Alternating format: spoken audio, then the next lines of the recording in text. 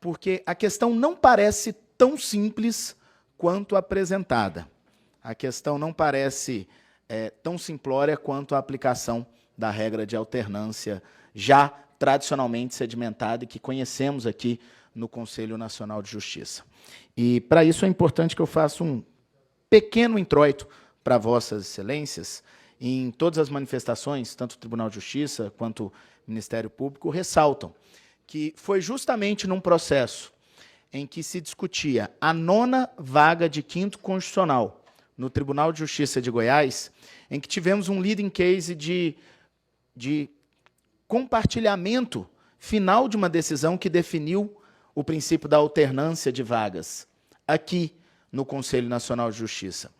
E depois disso, a advocacia, que naquele momento recebeu em uma vaga que havia sido destinada ao Ministério Público, naquele momento tinha ciência absoluta que, pelo princípio da alternância, quando um dia viesse a existir a 11ª vaga do 5º Constitucional Tribunal de Justiça, ela certamente seria destinada ao Ministério Público. Então, eu começo minha sustentação oral, Excelências, deixando claro que nós não ignoramos isso, que nós não ignoramos a jurisprudência do CNJ, inclusive do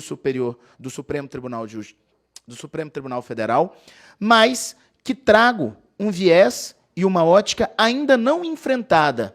por esse ilustre Conselho Nacional de Justiça, que difere o que nós temos nos julgamentos anteriores, num evidente distinguish de teses e não overruling, quero deixar claro, não estamos negando, não estamos afastando, não estamos ignorando a tese da alternância. O que aconteceu, Excelências, é que diferente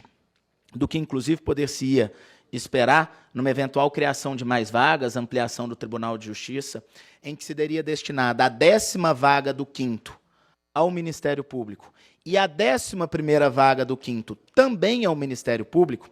por meio de um ato legislativo e, consequentemente,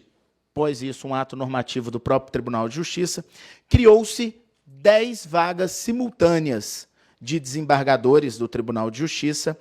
em que, nessas 10 vagas criadas, as 2 vagas do 5º Constitucional foram destinadas à mesma instituição, que é o Ministério Público de Goiás, sob o argumento de que, uma vez que a 9ª vaga havia sido da OAB, a 11ª necessariamente seria do Ministério Público. Pois bem, senhores, não se trata aqui de aplicação da alternância, trata-se aqui da proteção, presidente, da proteção da intenção da norma, do espírito legislativo constituinte originário,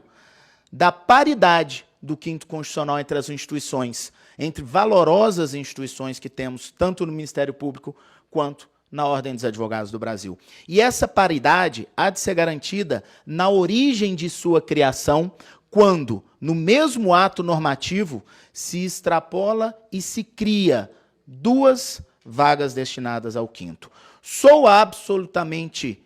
estranho quando você pensa em 2 vagas criadas no mesmo ato, sendo destinadas à mesma instituição. O que trazemos aqui é essa tese de paridade na origem, em que se congela a alternância, não se afasta a alternância, em decorrência da criação de 2 vagas,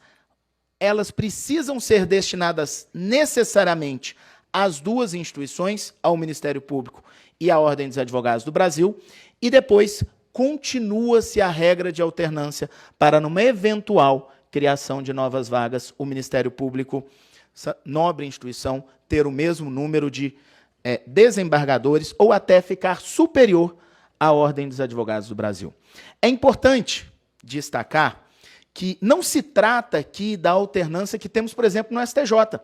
enquanto agora mesmo estamos vivendo um momento no STJ em que, a depender da data de aposentadoria de um membro que vem da destinação do 5º Constitucional, nós poderemos ter essa vaga aplicada à advocacia ou não. Nos tribunais de justiça, nós temos uma aplicação de 5º, de alternância, e agora trazemos esse conceito da paridade na origem. E curioso é, inclusive,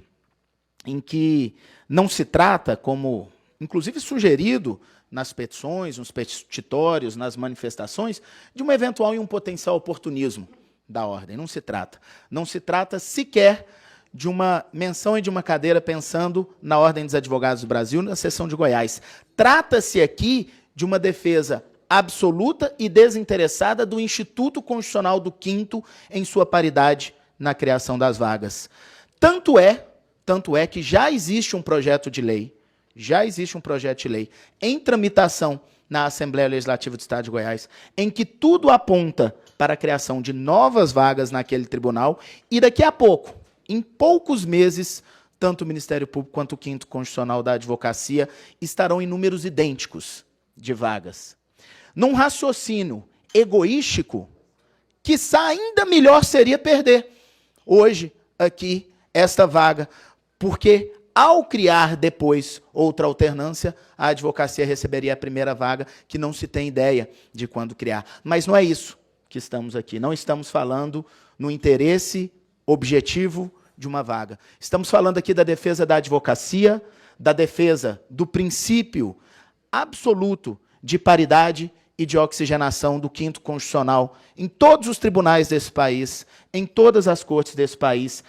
conquanto temos um triênio vindouro com diversas criações de novos tribunais, e a Ordem dos Advogados do Brasil traz para esse Conselho Nacional de Justiça a reflexão do conceito da paridade do quinto e não da aplicação simples da alternância. Muito obrigado a Vossa Excelência, ministro-presidente, demais ministros. Agradeço a atenção desse egrégio Conselho Nacional de Justiça.